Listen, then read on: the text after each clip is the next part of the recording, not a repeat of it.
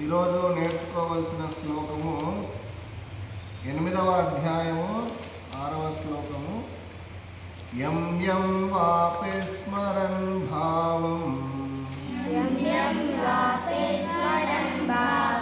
యజత్యంతే కలేవరం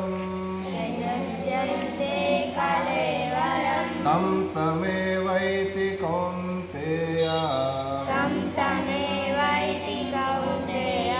సదా తద్భావ భావితః. భావము ఓ కౌంతేయ, దేహమును త్యజించునప్పుడు